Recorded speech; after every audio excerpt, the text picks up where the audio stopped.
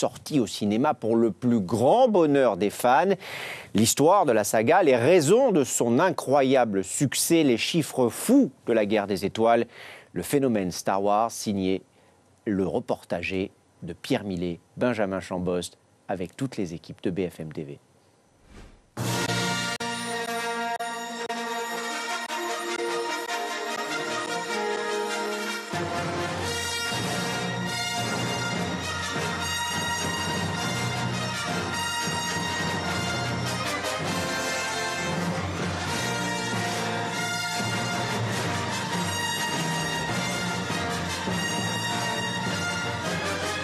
Sur le tapis rouge, ils sont tous là.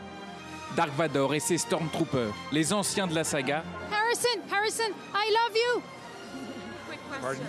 Harrison, I love you. I know. Relax. Et les nouveaux.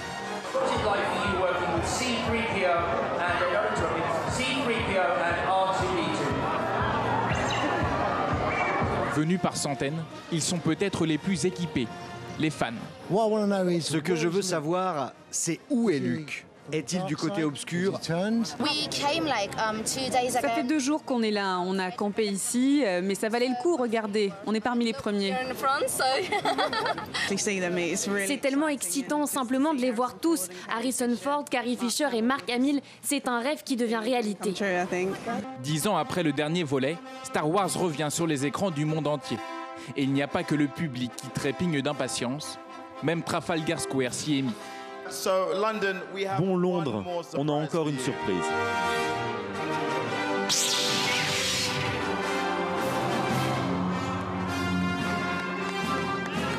À Paris, le même jour, les images sont quasi similaires. Voici pour vous Star Wars,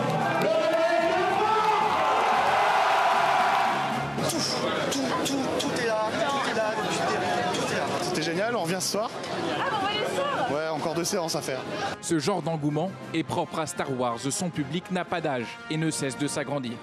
Un phénomène unique dans l'histoire du cinéma. Pour le comprendre, retournons presque 40 ans en arrière, en 1977. Allez hop, on dégage. Sortie du premier Star Wars, avec ses histoires de force, de sabres laser et de droïdes. Le succès est immédiat. Suis ton instinct, Luke. Je pense que cette foule de fans est liée à l'émotion que suscite le film. Il n'y a rien d'intellectuel. Not so much intellectual. The mythology that is created is really La mythologie qui a été créée est en fait une histoire de connexion émotionnelle. Le fait de grandir, d'avoir des responsabilités, de devenir indépendant de ses ancêtres, de se faire une place dans ce monde. They're about making a place in the world for yourself. Le premier film rapporte en tout 775 millions de dollars de recettes pour 11 millions de dollars de budget. La machine est lancée. Une première trilogie dans les années 80 donc, puis une deuxième, près de 20 ans plus tard. Star Wars est un phénomène cinématographique, mais devient également une gigantesque opération marketing. George Lucas est sûrement le plus grand marketeur de l'histoire du cinéma. Il a fait fructifier la guerre des étoiles pendant plus de 30 ans, en sortant des cassettes vidéo, en sortant des éditions spéciales, en ressortant un coffret de Blu-ray, en les diffusant pour la première fois à la télévision payante, puis à la télévision gratuite. Ça a été à chaque fois un renouveau, et chaque fois que quelque chose de Star Wars sortait, les fans se pressaient. En 2012, George Lucas revend Star Wars à Disney. C'est une franchise de plus dans l'escarcelle du géant américain. C'est comme pour nos autres franchises, Pixar, ESPN, ABC et Marvel. Star Wars est maintenant extrêmement importante pour le groupe et pour nos succursales dans le monde. Importante, car le merchandising déjà présent depuis les premiers films prend sous Disney une toute autre ampleur. Il est l'heure, car aujourd'hui, exceptionnellement ce soir pour vous, nous ouvrons les portes du Disney Store.